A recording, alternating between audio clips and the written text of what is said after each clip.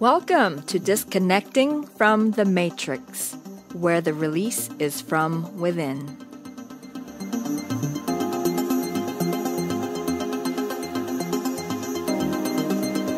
I am your host, Alice Kim, and welcome to episode 9 titled Abracadabra. Abracadabra. It's not just a cheesy word party magicians say nowadays to entertain you. It's actually a spell of true creative power. Want to know more? Then stick around.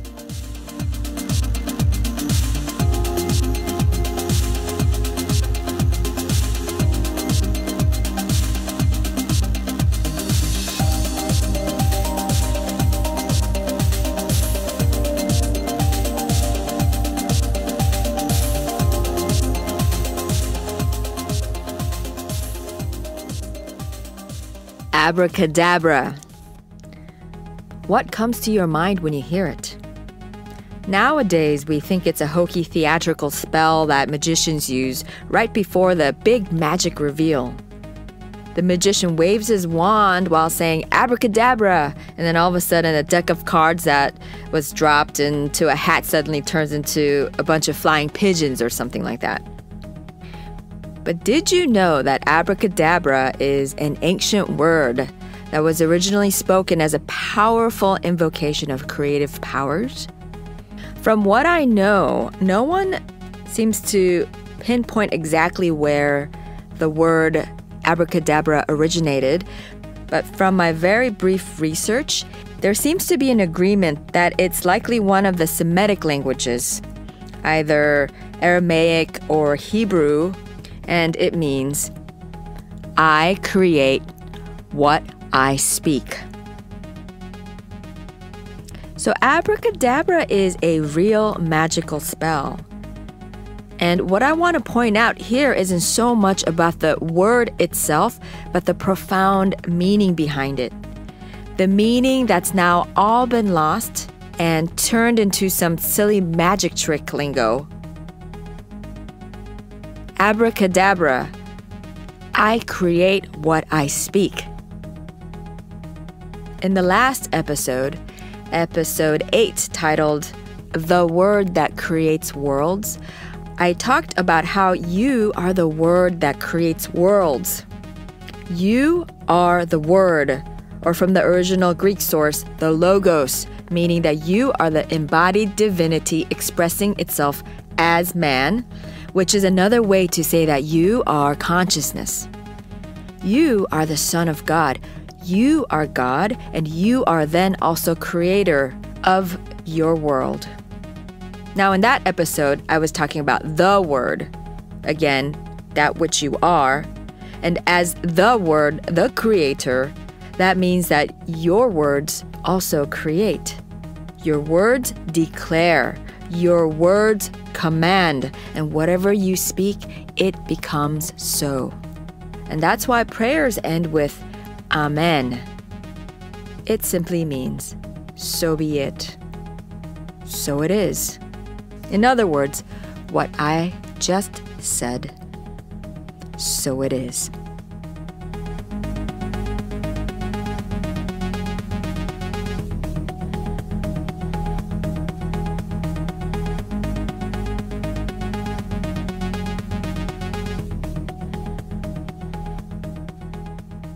Abracadabra.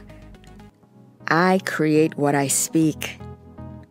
It was so interesting and profound to me when I learned about the meaning because it encapsulates in one word the very fact that your words have weight and that your words have creative power. But abracadabra, it's a joke at this point. It's been completely stripped of its true meaning as the catalyst of real magic and creatorship. And now it's just a trifling utterance used for entertainment. And it's just a silly spell used for parlor tricks and fakery and illusions. And that's the same way the world is now, isn't it? We've bought into the party trick of the Matrix and have long forgotten that there's such a thing as magic. The ability to shape-shift reality. I mean, the whole thing is an illusion after all. So as long as you're here, why not have fun creating a world that serves your desires? And that sounds so very wonderful, but here is the issue. Most people have long ago given up their magical abilities. I mean, technically you can say that they've forgotten their magician abilities, but once it's forgotten and hidden from your mind, what's the difference between that and giving it up? And just like hearing abracadabra and expecting some silly magic trick, people stopped expecting real magic in their lives, or what you call miracles in their lives.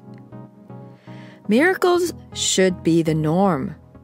But instead, when something like a miracle happens, which just means that something unexpectedly awesome happens, most people just wave it off and call it a fluke or luck, a happy accident, or even some kind of blessing from a deity up in the skies. And to me, all this is an indication of the mass mistrust of one's own creator abilities and one's own sovereignty. Something magical happens in your life and you give up your responsibility and blame it all on something outside of you, whether it be luck or other people or God's blessing. It does not matter. If you don't own up to it, then you're blaming and you're making excuses. But just because you forgot your creative abilities and chose to give credit to something outside yourself for your creations, that doesn't mean that your creator abilities aren't there anymore. Just because you gave it up doesn't mean it's gone. It just means that you're simply ignoring it. It's just hidden from you because you chose to not see it anymore. And this, not being aware of yourself as the creator, as the magician, the alchemist, the master, that's what ignorance is. Ignorance is unconsciousness. But the truth is, what you are is consciousness. Being ignorant or unconscious doesn't mean that you still don't create your reality. You are consciousness, and consciousness creates your reality. And as consciousness, you are always creating.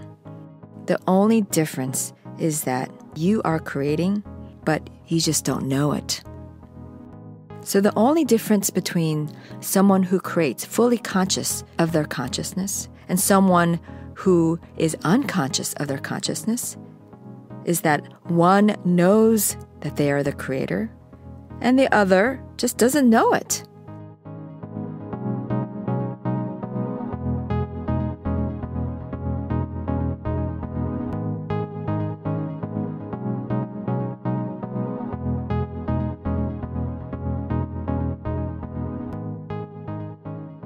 Abracadabra, I create what I speak. That's no silly spell. That's no party trick. It's no sleight of hand. And if you're at a point where you've woken up and have become conscious or aware of yourself as creator of your world, then you can start to use your words, your being, to create the world of your choosing. You see, most people, they don't know that their words have creative power, that their words are like magical commands to summon the energies to come together to serve them. And this is a good time for me to make something clear. You see, the actual words themselves don't have much creative weight. But what makes words powerful is the meaning, and more importantly, the feeling of the word that it represents. And that feeling that you embody is the essence that's recorded into your consciousness.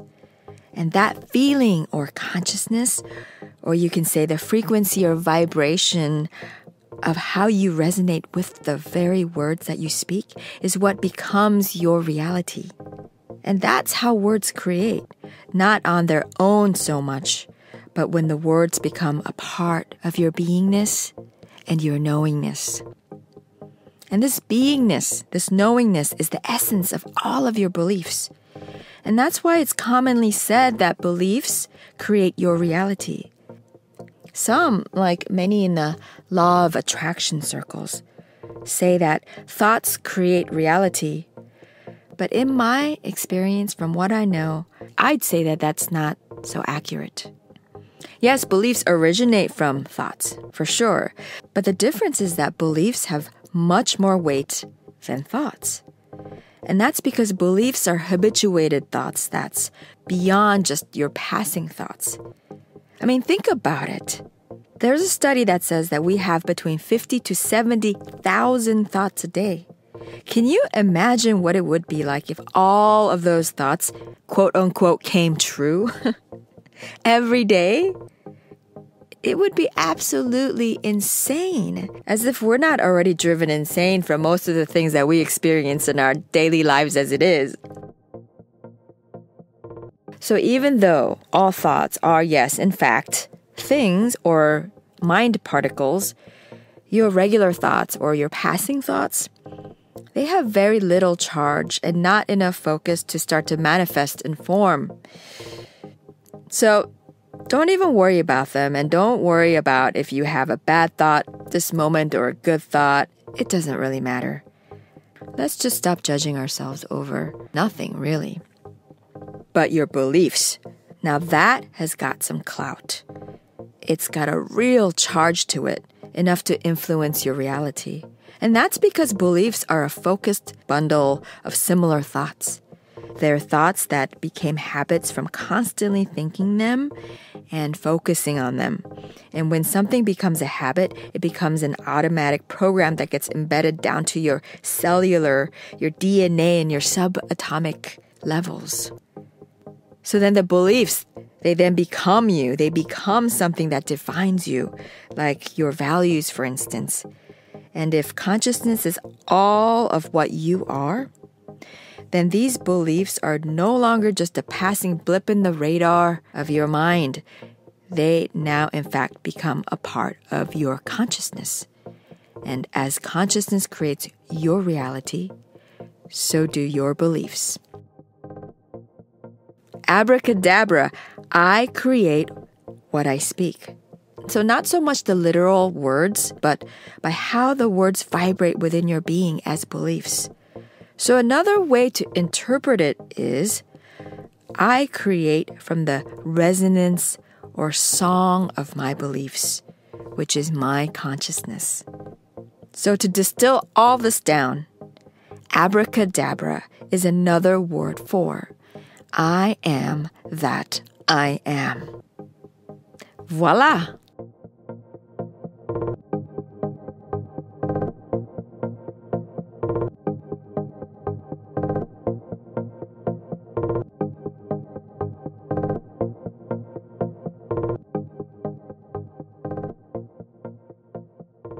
Abracadabra, I create what I speak. I am that I am. I am is the all of what you are, as the divine creator that you are. And reality is created from your beingness, this I am. I be. And all this is your consciousness. Not what you think you are, but what you believe you to be, or that which you are. And the degree to how much your beingness resonates with the meaning or feeling behind the words you speak will affect the reality that you experience. Remember that it's what you are that creates your world, not what you think, but what you are. And as the I am that you are, the words I am also expresses quite literally what you are and what you be. So if you have chosen to be a sovereign being, to be the master, it's your responsibility now to observe and manage your every belief, your every feeling, your every word, and your every action. Because that's the only way to consciously create the world that you wish to experience all the time. And one of the easiest and obvious ways in which you can detect your inner state and see how and why your world is the way it is by the words that you speak. So keep vigilant of your words because it's going to show you what you are.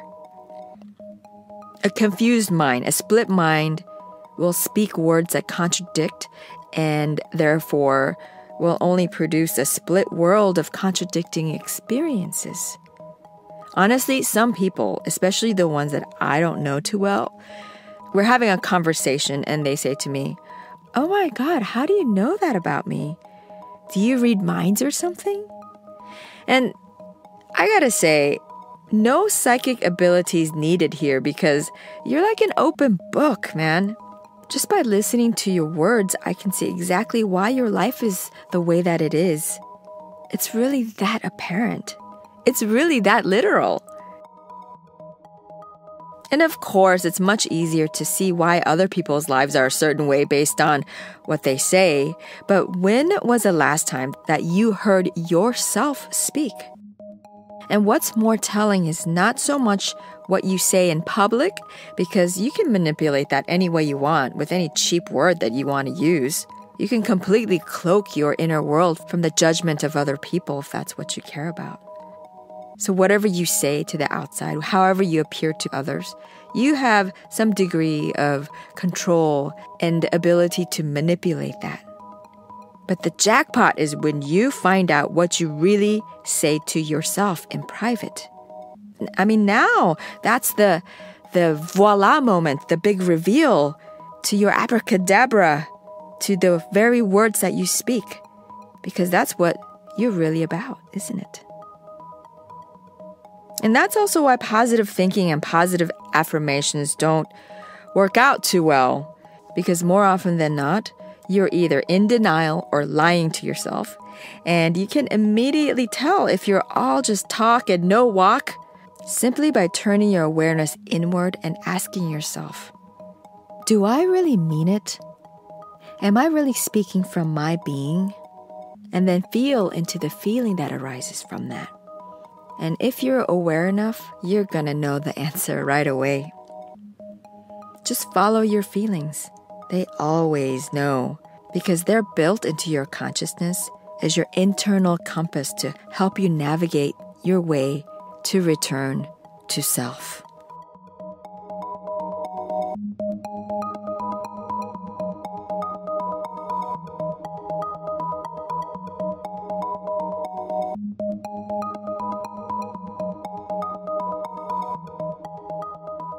Abracadabra. I create what I speak. I am that I am. So how do you begin to live as the magician that you are, creating new realities for yourself simply by saying, it is so? As always, you start within yourself. You be what you wish to be, have an experience, and then radiate that frequency of your song. And imagine it just like a song, this frequency. It's an original song that you composed based on your experience, feelings, and your desires. And now, like the singer-songwriter that you are, you sing and express that song because no one else can sing that song the way you do. And as you sing the song of your heart, of your being in absolute trust and acceptance and love of yourself, and then broadcast that out to the universe that you are, it will be heard. And as you radiate this universe or all of consciousness, it will respond back to you in exact kind, back into your reality as a reflection of your I am. I am... ... Fill in the blank. That's all you have to be. Just be. Not like the Nike slogan, which is the same as the Matrix slogan of just do it. No.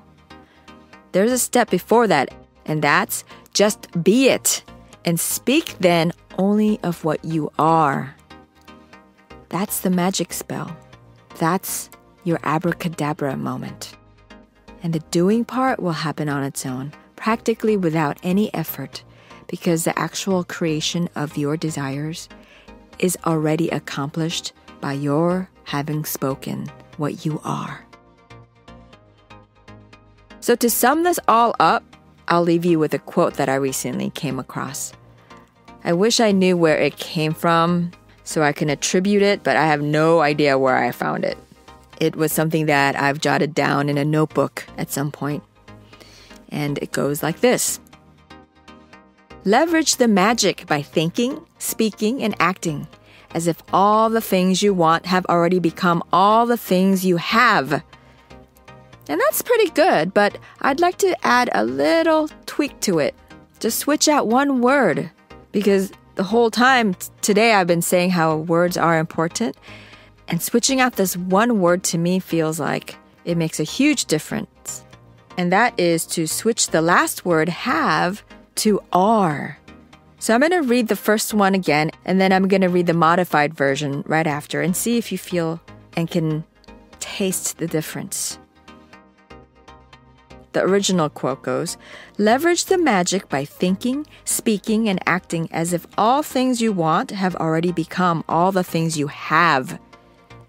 In my version, leverage the magic by thinking, speaking, and acting as if all the things you want have already become all the things you are. Do you notice the difference? You see, this matrix, this mass consciousness world, it says that you must first have in order to then do so that you can be. But like so many things in the matrix, this is a paradox. This is yet another upside down and backward construct that you can release now if you want to start to choose to have it your way. Instead now, practice not on having first, but on being first. And really watch then after that how the doing and the having just fall right into place. Right on time. All as if by magic. And all it takes is for you to speak what you are. Abracadabra. I create what I speak. I am that I am. And that which I am within, so it is without. I say amen to that. And so it is.